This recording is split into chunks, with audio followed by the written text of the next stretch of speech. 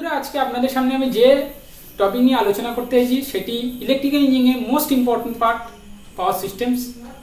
এই power systems কেন important এবং এর গুরুত্ব কতটা ইলেকট্রিক্যাল ইঞ্জিনিয়ারিংয়ের ক্ষেত্রে বিশেষ করে, সেটা এই ক্লাসের মাধ্যমে, একটা ছোট ইন্ট্রোডাকশন ক্লাসের মাধ্যমে আমি আপনাদেরকে বোঝাবো।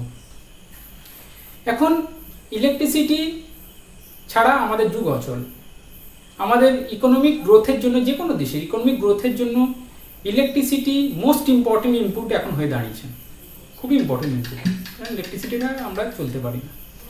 এখন এই ইলেকট্রিসিটি যে নেটওয়ার্কটাকে ইউজ করে আমরা প্রডিউস ইলেকট্রিসিটি বা ইলেকট্রিসিটি যেখানে প্রোডাকশন হচ্ছে সেখান থেকে এন্ড কনজিউমারের কাছে যেখানে ইলেকট্রিসিটিটাকে ইউজ করি আমরা, গৃহস্থলী ক্ষেত্রেও বা ইন্ডাস্ট্রিয়াল ক্ষেত্রেও, এই টোটাল নেটওয়ার্কের মাধ্যমে নেটওয়ার্কের মাধ্যমে আমরা ইলেকট্রিসিটিটাকে এক জায়গা থেকে আরেক জায়গায় পৌঁছে দিতে পারি, সেই নেটওয়ার্কটিকে, টোটাল সিস্টেমটাকে বলা হয় পাওয়ার সিস্টেমস।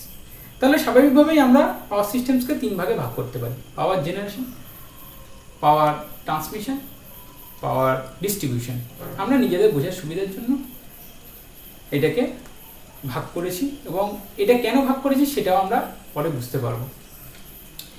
এখন পাওয়ার সিস্টেম নেটওয়ার্কের দরকার কি ছিল?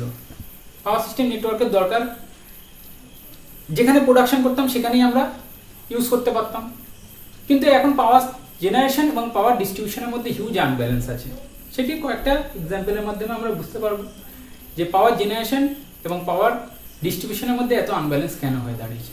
সিম্পল আমাদের একটা ভারতের ক্ষেত্রে আমরা যদি ধরি, ভারতের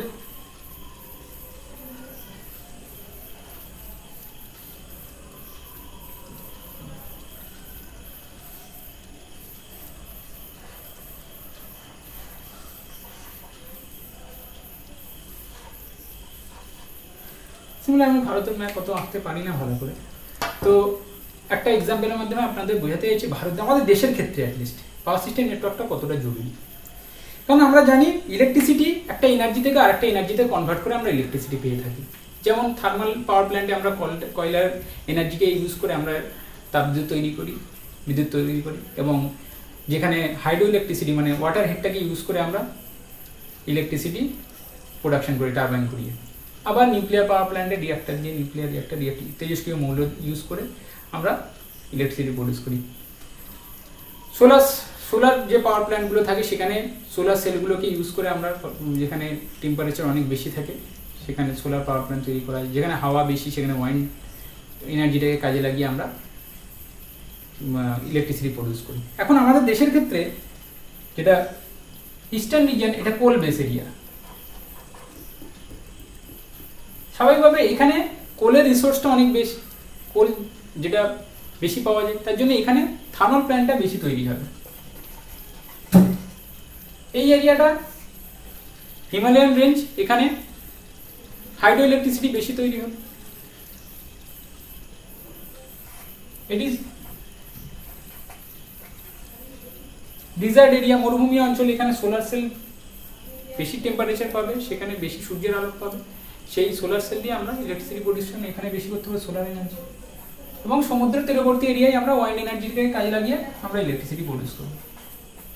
তাহলে আমাদের রিসোর্স বিভিন্ন জায়গায়, রিসোর্স যেখানে অ্যাভেলেবেল সেখানে আমরা পাওয়ার প্রোডাকশন করতে পারবো কস্ট ইকোনমিক্যাল। কারণ আমরা তো টাকার দিকটাও দেখতে হবে। আমরা এখানে কয়লা পাওয়া যায়, আমরা এখানে যদি পাহাড়ি অঞ্চলে গিয়ে এই থার্মাল পাওয়ার প্ল্যান্ট তৈরি করতে কিন্তু হবে না, কারণ এখানে ক্যারিং কস্ট আছে, অনেকগুলো ফ্যাক্টর চলে আসে এবং ইকোনমিক নয় আমাদের কাছে। তার জন্য আমাদেরকে যেখানে রিসোর্স অ্যাভেলেবেল সেখানে আমরা ইলেকট্রিসিটি প্রোডাকশন করতে পারবো। এখন রিসোর্স তাছাড়া আমরা লোকালয়ে আমরা ইলেকট্রিসিটি প্রোডাকশন করার কিছু কনস্ট্যান্ট আছে, ইলেকট্রিসিটি প্রডিউস করতে দেয় না, এনভায়রনমেন্টের ক্ষেত্রেও একটা প্রবলেম তৈরি হয়। তার জন্য বিভিন্ন কনস্ট্যান্টের জন্য আমরা ইলেকট্রিসিটির যে প্রোডাকশনটাকে আমরা রিসোর্সের অ্যাভেলেবিলিটি অনুযায়ী করি, কিন্তু কনজামশনটা মানে যেখানে কনজিউম করি আমরা সেটার বিভিন্ন সারা দেশেই কনজামশন হচ্ছে, বিশেষ করে জনবসতি এরিয়া যেখানে শহরাঞ্চল বা ইন্ডাস্ট্রিয়াল এরিয়া সেখানে আমরা এটাকে ইউজ করছি। তো স্বাভাবিকভাবেই একটা রিসোর্স এবং জনবসতির মধ্যে হিউজ আনব্যালেন্স, যে আনব্যালেন্সের জন্য পাওয়ার প্রোডাকশন এবং পাওয়ার ডিস্ট্রিবিউশন মানে কনজামশন, এর ক্ষেত্রে একটা আনব্যালেন্সেরটাকে তৈরি হচ্ছে। এই আনব্যালেন্স ডিভাইসের মধ্যে আমরা ব্যালেন্স আনার জন্যই পাওয়ার সিস্টেম নেটওয়ার্ক তৈরি করে থাকি। তো স্বাভাবিকভাবে আমরা পাওয়ার সিস্টেম নেটওয়ার্ককে 3 ভাগে ভাগ করতে পারি। আপনাদের পাওয়ার জেনারেশন, পাওয়ার ট্রান্সমিশন এবং পাওয়ার ডিস্ট্রিবিউশন। এই পাওয়ার জেনারেশনের ক্ষেত্রে আমরা ইলেকট্রিসিটি প্রোডাকশন কী কী এনার্জিকে ইউজ করে আমরা করতে পারি, তার মধ্যে কনভেনশনাল এনার্জির মধ্যে পড়ে দিয়ে যে পাওয়ার প্ল্যান্টগুলো তৈরি হয়, পাওয়ার প্রোডাকশন করতে পারি, সেটা thermal power plant, hydro, nuclear, gas.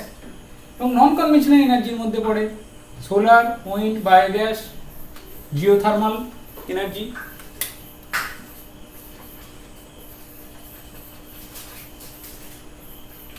এই সাবজেক্টটা আমরা পরবর্তীকালে আস্তে আস্তে আপনাদেরকে ছোট ছোট একভাবে ইন্ট্রোডাকশন আমি দেব। এখন পাওয়ার সিস্টেম, এই যে পাওয়ার জেনারেশন, সেই পাওয়ার জেনারেশনে আমাদের ভারতবর্ষে আমরা থার্মাল প্ল্যান্টের উপর ডিপেন্ড করি 59%, হাইড্রোর উপর ডিপেন্ড করি 17%, নিউক্লিয়ার উপর 2%, ন্যাচারাল গ্যাস 12, অয়েলের ক্ষেত্রে রিনিউয়েবল এনার্জির ক্ষেত্রে 12 এবং অয়েলের ক্ষেত্রে 1%, টোটাল 100%। তার মানে আমাদের থার্মাল পাওয়ার প্ল্যান্টের উপর ম্যাক্সিমামটাই আমরা ডিপেন্ডেন্ট, কয়লার উপর বেশিরভাগই ডিপেন্ডেন্ট। তার মানে ইস্টার্ন রিজিয়নে যে কয়লা আমাদের উৎপন্ন হচ্ছে, সেখানে এনটিপিসি, ডিভিসি, পিডিসিএল যেসব পাওয়ার প্ল্যান্টগুলো রয়েছে, সেই পাওয়ার প্ল্যান্ট ম্যাক্সিমাম সেই এনার্জি ইস্টার্ন রিজিয়নের থার্মাল এনার্জিগুলোকে কাজে লাগিয়ে আমরা পাওয়ার জেনারেশন করতে পারি। এবং সেই পাওয়ার জেনারেশন যেখানেই হোক না কেন, সেই পাওয়ার জেনারেশনটাকে লং ট্রান্সমিশনে আমরা লং লাইন ট্রান্সমিশন করে তারপরে সেটাকে কনজিউমার এন্ডে পৌঁছানোর আগে ডিস্ট্রিবিউশন করে থাকি। একটা সিঙ্গেল লাইন ডায়াগ্রামের মাধ্যমে আপনাদেরকে এই জেনারেশন, ট্রান্সমিশন এবং ডিস্ট্রিবিউশনটাকে একটা সিঙ্গেল লাইন ডায়াগ্রামের মাধ্যমে আজকে আপনাদেরকে বোঝানোর চেষ্টা করছি। দেখুন, জেনারেশন, ট্রান্সমিশন এবং ডিস্ট্রিবিউশন আমি 3টে ভাগ করেছি। এই পার্টটা জেনারেশন, এই পার্টটা টোটাল ট্রান্সমিশন, এটা ডিস্ট্রিবিউশন। সিঙ্গেল লাইন ডায়াগ্রামের মাধ্যমে আমি একটা যে কোনো ভোল্টেজ লেভেলটা নিয়েছি, যে কোনো একটা ভোল্টেজ লেভেল, বিভিন্ন রকম ভোল্টেজ লেভেল হয়ে থাকে এই জায়গাটায়, আপনাদেরকে পরে আমি বলছি। আমাদের জেনারেশন হয় 11 কেভি, কনভেনশন বলতে পারেন। ম্যাক্সিমাম ক্ষেত্রে আমাদের 11 কেভি জেনারেশন হয়, 220 কেভি ট্রান্সমিশন, 66 কেভি, তারপর 11 কেভি, তবে 415 ভোল্ট। এখন 11 কেভি থেকে ট্রান্সফরমারের মাধ্যমে আমরা সেটা স্টেপ আপ করে ভোল্টেজটাকে 220 কেভি করি। সেই 220 কেভি আবার স্টেপ ডাউন করে ট্রান্সফরমারের মাধ্যমে 66 কেভি, তারপরে 66 কেভিকে আরও স্টেপ ডাউন করে 11 কেভি, 11 কেভিকে স্টেপ ডাউন করে আমরা 415 ভোল্ট, যে আমাদের বাড়ির গৃহস্থলী যে ইউজের জন্য আমরা 3টে ফেজ, একটা নিউট্রাল নিয়ে এসে লোড থেকে একটা ফেজ এবং একটা নিউট্রাল নিয়ে আমাদের বাড়িতে পৌঁছে দিই। এখন এই যে 220 কেভি যে ট্রান্সমিশন হচ্ছে, এটা বড় বড় যে আমাদের ট্রান্সমিশন যে লাইনগুলো দেখতে পাওয়া যায়, ম্যাক্সিমাম ক্ষেত্রে 220 কেভি আমরা ইউজ করে থাকি। 220, 400, 132 পর্যন্ত আমাদের নিচে লং ট্রান্সমিশনে ইউজ দেখা গেছে, এবং আপে 765, ইভেন এইচভিডিসি 800 কেভি পর্যন্ত আমরা ট্রান্সমিশন করে থাকি। মানে এখানে অর হিসেবে আমি লিখতে পারি 400 কেভি, 765 কেভি আর 132 হয়ে থাকে। কিন্তু আমরা জেনারেশন 11 কেভি করছি, সেটাকে ট্রান্সমিট করে স্টেপ আপ করে হাই ভোল্টেজে ট্রান্সমিট করে তারপরে আমরা আবার স্টেপ ডাউন করে আমরা গৃহস্থলীতে পৌঁছে দিচ্ছি। এখন জেনারেশন 11 কেভিতে করবো কেন? জেনারেশন 11 কেভিতে করবো এই কারণেই, কারণ একটা ইনসুলেশন আমাদের কাছে কনস্ট্যান্ট হয়ে দাঁড়ায়। ইনসুলেশন ভোল্টেজের উপর ডিপেন্ডেন্ট, যত আপনারা ভোল্টেজ বাড়াবেন তত ইনসুলেশন লেভেলও বাড়াতে হবে। তো দেখা গেছে ডিজাইনে 11 কেভির উপরে আমরা যদি মানে অনেক বেশি ভোল্টেজে যদি জেনারেট করতে যাই কোনো জেনারেটিং প্ল্যান্টে, তাহলে যে সুইচ গিয়ারগুলো লাগে, অক্সিলারি সুইচ গিয়ার বা তার জেনারেটর বা তার ট্রান্সফরমারের ক্ষেত্রেও দেখা গেছে, বা অন্যান্য ইকুইপমেন্ট, তারও তো ভোল্টেজ লেভেল বাড়াতে হবে, ইনসুলেশন লেভেল বাড়াতে হবে। সেখানে আমাদের ইকোনমিক হবে না। তার জন্য আমাদেরকে ম্যাক্সিমাম ক্ষেত্রে 11 কেভি, আমরা 6.6 কেভিও জেনারেশন দেখেছি, 20 কেভিও জেনারেশন আছে, 21 কেভি এগুলো আছে, কিন্তু ম্যাক্সিমাম ক্ষেত্রে 11 কেভি জেনারেট হয়ে থাকে। সেটা স্টেপ আপ করে 400 কেভি টু 20 কেভি পর্যন্ত আমরা স্টেপ আপ করি, তারপর লং লাইনে ট্রান্সমিট করে সেটা স্টেপ ডাউন করে আস্তে আস্তে। এখন এই যে এই পোর্শনটাকে প্রাইমারি ট্রান্সমিশন বলা থাকে, যেটা লং লেন্থে আমরা ট্রান্সমিট করে থাকি। আর স্টেপ ডাউন করে 66 বা 33 কেভি এটাকে সেকেন্ডারি ট্রান্সমিশন বলে থাকি। এখন secondary transmission, primary transmission, secondary transmission, এই পার্টটাকে বলে থাকি। আমি শুধুমাত্র ভোল্টেজ লেভেল নিয়ে এখন বলছি। তারপরে 33/11 বা 66/11 কেভি করার পর ট্রান্সফর্মারের মাধ্যমে এইটুকু ডিস্ট্রিবিউশন সেকশনের আন্ডারে পড়ে 11 কেভি। তারপর 11 কেভি থেকে আমাদের গৃহস্থলী যে 11 কেভি থেকে 415 ভোল্টে আমরা নিয়ে যাই ডিস্ট্রিবিউশন ডিটিআর ট্রান্সফর্মারের মাধ্যমে আমরা বাড়িতে পৌঁছাই। এই পার্টটা ডিস্ট্রিবিউশন আন্ডারে পড়ে। এখন তাহলে কি হলো, 11 কেভিতে আমরা জেনারেট করবো কেন? 11 কেভি জেনারেট করার কারণ হচ্ছে ইনসুলেশন, মানে কম ভোল্টেজে জেনারেট করার কারণ হচ্ছে ইনসুলেশনটা আমাদের কম লাগবে।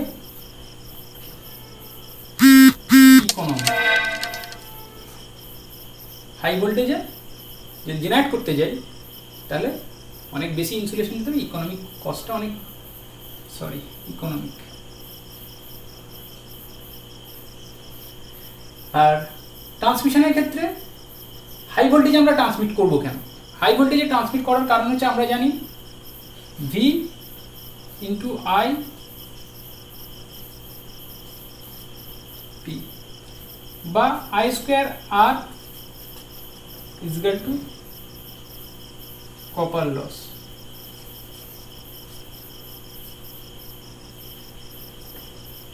I স্কোয়ার হচ্ছে কপার লস। এখন যদি এই একই পাওয়ার ফ্লো করার জন্য আমাদের যদি ভোল্টেজ লেভেল কম হয়, আমাদের কারেন্ট কি বাড়বে। কারেন্ট বাড়লে কি হবে, এর রেজিস্ট্যান্স সেম, তাই আই এর ভ্যালুটা বাড়বে। আই এর ভ্যালু বাড়লে কি হবে, I স্কোয়ার টাইমস লস বাড়বে, মানে ট্রান্সমিশন লসটা বাড়বে যদি ভোল্টেজ কম হয়। কারেন্ট ভোল্টেজ কম হলে কারেন্ট কি হবে, বাড়বে সেম পাওয়ার ফ্লো করানোর জন্য, তার মানে আমাদের লস বাড়বে। এখন আমরা যদি ভোল্টেজ লেভেলটা হাই করি তাহলে কি হবে, কারেন্টটা কম হবে, I স্কোয়ার আর লসটা কম হবে, তাহলে ট্রান্সমিশন লস কম। তার জন্য আমরা হাই ভোল্টেজে ট্রান্সমিট করে থাকি লসটা কমানোর জন্য। যতটা পারবো হাই ভোল্টেজে নিয়ে যাবো, তারপরে সেটাকে ট্রান্সমিট ম্যাক্সিমাম লোড এন্ড পর্যন্ত পৌঁছে দিয়ে তারপরে সেটাকে ডিস্ট্রিবিউশন করবো 66 বা 33, তারপরে ডিস্ট্রিবিউশন সেকশন, এটা একদম লোড এন্ডের কাছাকাছি চলে যায়। তাহলে এইটুকু ভোল্টেজ লেভেলটাকে আমরা প্রাইমারি ট্রান্সমিশন বলি। তারপরে একটা সাবস্টেশন থাকে, সেখান থেকে আমরা স্টেপ ডাউন করিয়ে 33/66 করি, মানে কাছাকাছি যে লোড এন্ড ফিডারগুলো থাকে সেখানে পৌঁছে দিই, তারপরে এইটুকু ডিস্ট্রিবিউশন। এখন ভোল্টেজ লেভেল থেকে আপনারা বুঝতে পারছেন এই লাইনগুলো ডবল সার্কিট লাইন হয়ে থাকে ম্যাক্সিমাম ক্ষেত্রে। আপনারা দেখবেন বড় বড় টাওয়ারের ক্ষেত্রে ডবল সার্কিট লাইন হয়ে থাকে, এগুলো ডবল সার্কিট হয়ে থাকে। এগুলো সব 3 ফেজ, 3টে করে লাইন নেই, অ্যাকচুয়ালি ফেজ যদি বলে থাকেন 3টে করে লাইন আর ওয়াই বি, এখানে নিউট্রাল থাকে না কিন্তু সবগুলোর ক্ষেত্রেই, আমি রাখছি না। কিন্তু যখন ডিস্ট্রিবিউশনে যখন 11 কেভি থেকে আমাদের বেরোচ্ছে তখন সবসময় আমাদেরকে একটা নিউট্রাল পয়েন্ট রাখতে হয়, কারণ আমরা 3 ফেজ গৃহস্থলীর ক্ষেত্রে বা অন্যান্য যেগুলো কমার্শিয়াল ক্ষেত্রে ম্যাক্সিমাম ক্ষেত্রে সিঙ্গেল ফেজই মোটর বা সিঙ্গেল ফেজ আমাদের যে ইকুইপমেন্টগুলো থাকে সেগুলো ইউজ করে থাকি বাড়ির ক্ষেত্রেও।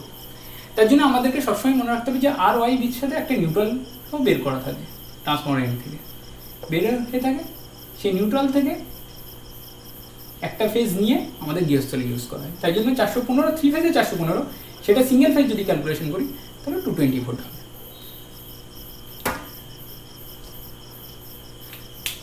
তাহলে আমাদের অ্যাকচুয়ালি লাগবে 220 ভোল্ট বা 415 ভোল্ট। তার জন্য আমরা 11 কেভি জেনারেট করে ট্রান্সমিট করিয়ে লং ট্রান্সমিশন করিয়ে তাকে আবার আমরা ডিস্ট্রিবিউশন ইউজ করি।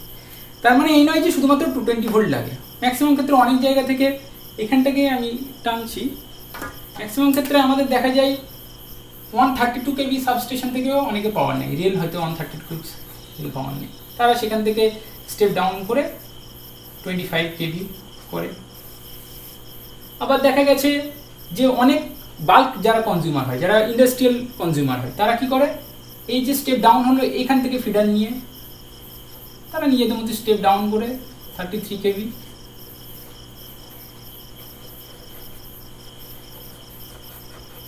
তারা নিজেদের মতো করে ইন্ডাস্ট্রিতে ইউজ করে, যায় যেরকমভাবে ইউজ করে। অনেকে কি করে যে এই 3 ফেজ, আমার যেমন এসির ক্ষেত্রে অনেক ক্ষেত্রে বা অন্যান্য ইকুইপমেন্ট যেগুলো, তারা 3টে ফেজে এখান থেকে নিয়ে, এখান থেকে পাওয়ার নিয়ে ডিস্ট্রিবিউশন এন্ড থেকে কমার্শিয়াল ইউজের জন্য